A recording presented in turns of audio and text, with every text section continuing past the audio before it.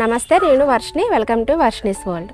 ఈరోజు వీడియోలో రాజమండ్రి వెళ్ళినప్పుడు ఈ మొక్కలు అవి తీసుకొచ్చాము. ఇవి అన్నీ కాటన్ మొక్కలండి ఇవి. సో ఇవన్నీ పాటింగ్ చేయాలి, కుండీలో అవి కప్పెట్టాలి. సో ఇవన్నీ కూడా నేను ఇప్పుడు కుండీలో కప్పెట్టేసిన తర్వాత ఆ మిగతా మొక్కలు అవి కూడా కటింగ్ అవి నేను చూపిస్తాను ఎలాగా ఏంటన్నది. ఇవన్నీ కూడా మొత్తం కాటన్ మొక్కలు మొత్తం 6 రకాలు తీసుకొచ్చాము. ఈ 6 రకాలు మొత్తం ఇందులో ఉన్న సాయిల్ అంతా కూడా ఎండిపోయింది బాగానే. సో ఇది వీటికి ముందు వాటరింగ్ చేసి తర్వాత కుండీలో ఉన్న మట్టి అంతా కూడా కొంచెం లూజ్ చేసుకుని తర్వాత మొక్కలు అనేవి కప్పెట్టాలి. అవి ఎలా కప్పెడుతున్నాను ఏంటన్నది కూడా ఇప్పుడు వీడియోలో చూద్దాం మనం. ఈ మొక్కలన్నీ ఒకసారి చూపిస్తాను. వీటి పేర్లు సరిగ్గా తెలియవు నాకు.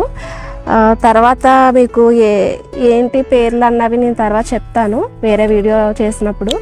ఇవన్నీ కూడా ఒకసారి చూద్దాము ఈ మొక్కలన్నీ. సో మొత్తం 6 రకాలు ఇప్పుడు 2 చూపించాను మీకు.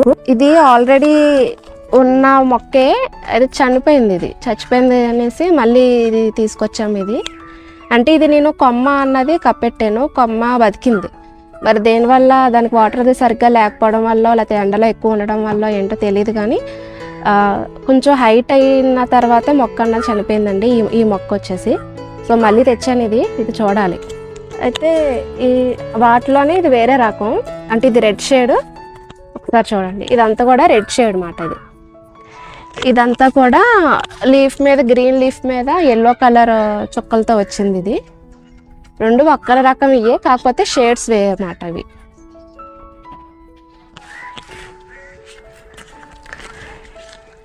ఇది వచ్చేసి మొత్తం అంతా గ్రీన్గా ఉంది. వీటి పేర్లు అవి నాకు తెలియదు, మీకు తెలిస్తే కనుక చెప్పండి నాకు. ఇది కూడా తీసుకొచ్చి అప్పుడే దగ్గర 1 వీక్ అయిపోతుంది. 1 వీక్ నుంచి కొంచెం ఖాళీ లేక కప్పట్లేదు. సో ఈరోజు ఎలాగైనా పాట్స్లో పెట్టాలనేసి చేస్తున్నాను ఇది. అలాగే ఇది వచ్చేసి ఇలాంటి ప్లాంట్ నా దగ్గర గ్రీన్ కలర్, మొత్తం అంతా గ్రీన్ షేడ్తో ఉన్నది ఉందండి. ఇది పింక్ కలర్ షేడ్ వచ్చింది. ఇది ఇండోర్ ప్లాంటే. ఇది కూడా ఇప్పుడు ఇది కూడా వాటర్లో మనకి బాగా వస్తుంది అన్నమాట. ఈ ప్లాంట్ నేమ్ నాకు సరిగ్గా తెలియదు. ఇది వాటర్లో కూడా ఈ ప్లాంట్ అన్నది బతుకుతుంది. ఇది వచ్చేసి రబ్బర్ ప్లాంట్ అండి.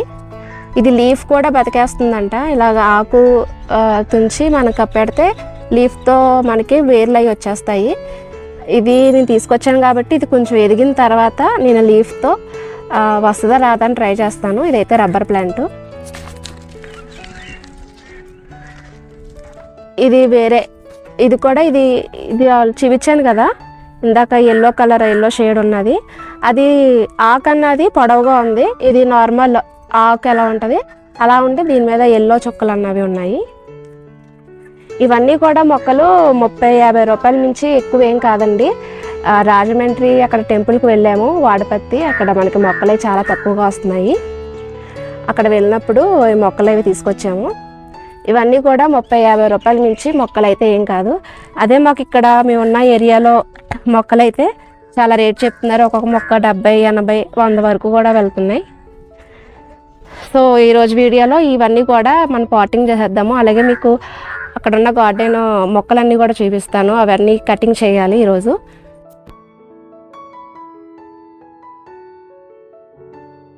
ఫస్ట్ అయితే తీసుకొచ్చిన మొక్కలకి వాటరింగ్ చేస్తున్నానండి.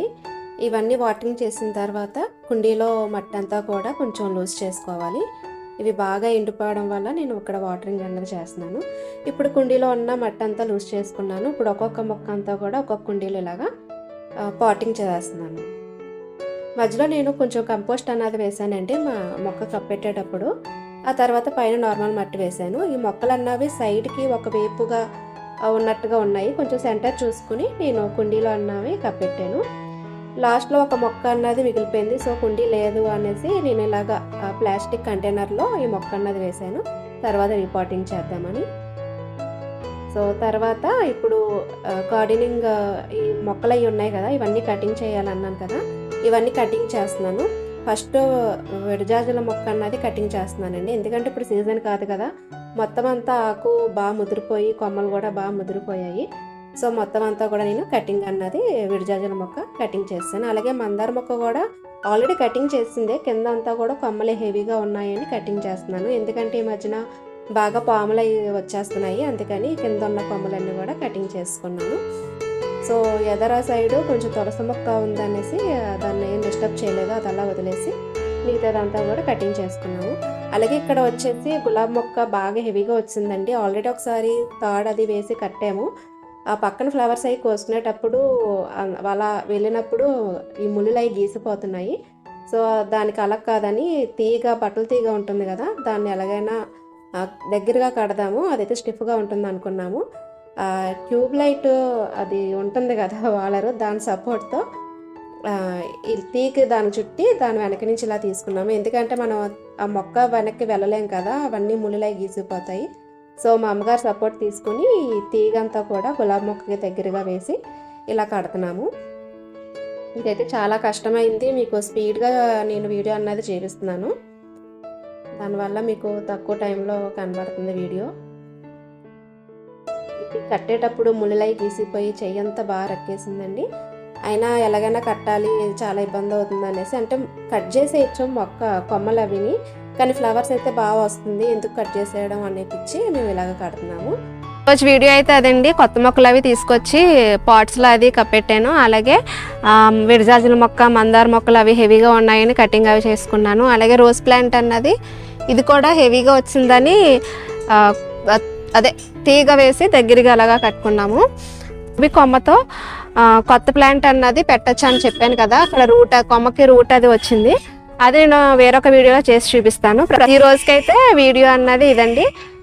కొత్త ప్లాంట్స్ అన్నవి పాట్స్లో అది కప్పెట్టాను కదా, అవి లోన నేను ఎక్కడ అరేంజ్ చేస్తాను, ఎలా సెట్ చేస్తాను అన్నది నేను వేరొక వీడియోలో చేసి చూపిస్తాను. సో ఈ వీడియో మీకు నచ్చింది అనుకుంటున్నాను. నచ్చినట్లయితే లైక్ అండ్ షేర్. మరిన్ని వీడియోస్ కోసం నా ఛానల్ని సబ్స్క్రైబ్ చేసుకోండి.